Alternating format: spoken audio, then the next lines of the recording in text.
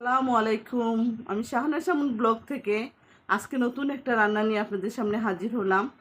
আজকে মৌসুমি কাঁঠালের বিচি, ঝিঙ্গা, আলু দিয়ে চিংড়ি মাছ দিয়ে একটি নতুন রান্না। তো রান্নাটা কেমন হয় চলুন তরকারিটা কুটি। নতুন একটা রান্না করা কাঁঠালের বিচি ঝিঙ্গা জানি অনেকের ফেভারেট।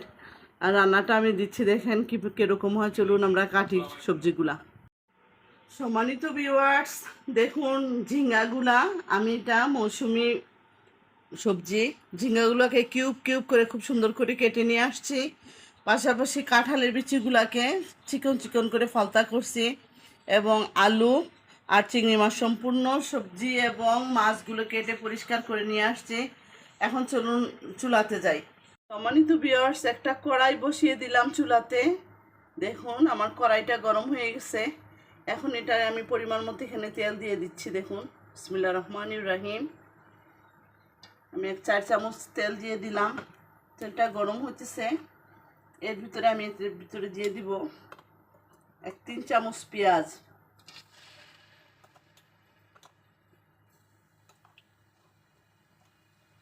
3 চামচ পেঁয়াজ দিয়ে দিব।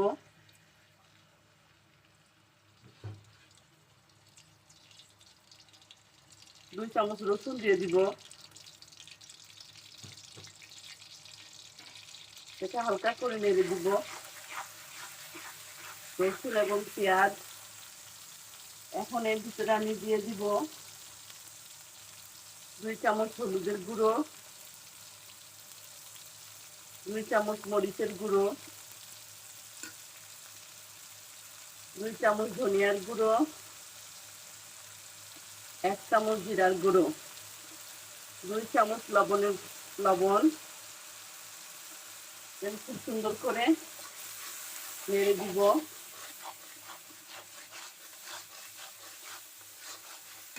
এর ভিতরে দিয়ে দিব ফালি করে কাঁচামরিচ রাখা, পরিমাণ তো 5-6টা কাঁচামরিচ। হালকা 1 কাপ পানি দিয়ে দিব এর ভিতরে। মশলাটা আমরা 10 মিনিট কষিয়ে আবার ফিরে আসছি। তো বিয়ার্স, নির্ধারিত সময় ফিরে আসলাম। দেখুন মশলার কালারটা কত সুন্দর আসছে, দেখতে কত ভালো লাগতেছে মশলার কালারটা। এখন এর ভিতরে আমি ঢেলে দিব চিংড়ি মাছটা। দেখুন কেটে রেখেছিলাম যে চিংড়ি মাছটা দিয়ে দিচ্ছি। এখন এটাকে আবার ভালো করে নেড়ে দিব। মাছটা ভালো করে নেড়ে চেড়ে এর ভিতরে এখন আবার দিয়ে দিব কাঁঠালের বিচি, কেটে রাখা যে কাঁঠালের বিচি, এটা দিয়ে দিব।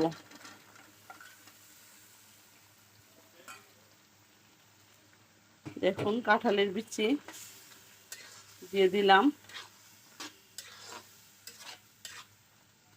কাঁঠালের বিচির পরে এখন দিয়ে দিব আমি কেটে রাখা আলুগুলো।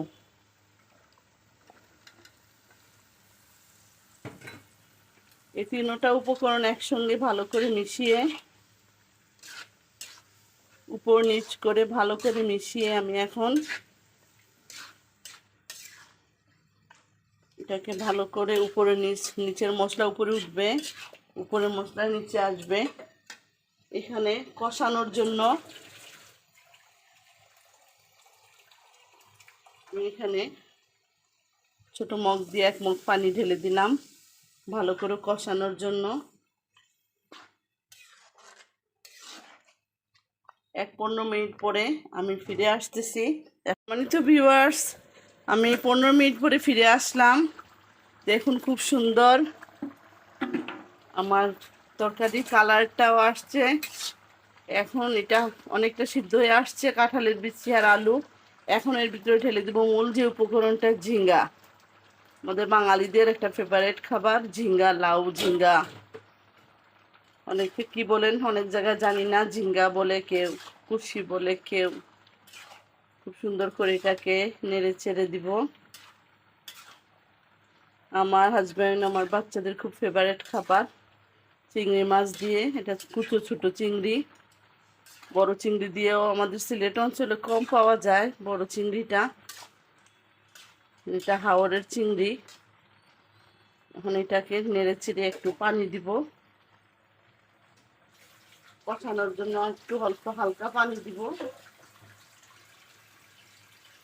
অল্প পানি দিয়ে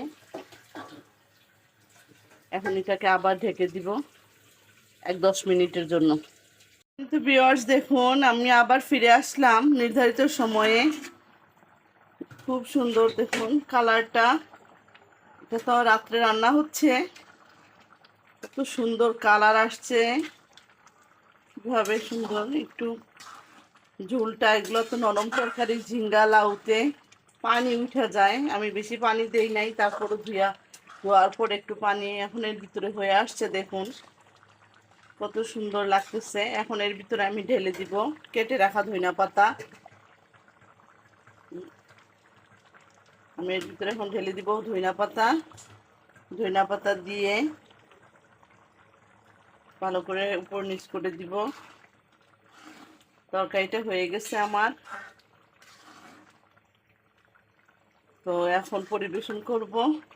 চলুন এটাকে এখন পরিবেশন করি। আজকে বাঙালি খাবার দেখুন কত সুন্দর, খুব সুন্দর কালার, ফ্লেভার। কাঁঠালের বিচি, চিংড়ি মাছ, ঝিঙ্গা, আলু দিয়ে একটা মুখরোচক খাবার, বাঙালি খাবার। সবাই ভালোবাসে, অবশ্যই লাইক কমেন্ট শেয়ার করবেন। সামনে নতুন আরেকটা রান্না নিয়ে আসবো আপনাদের শাহানা সামন ব্লগ থেকে। স্কিপ না করে সম্পূর্ণ ভিডিওটা দেখে যাবেন। আল্লাহ হাফেজ।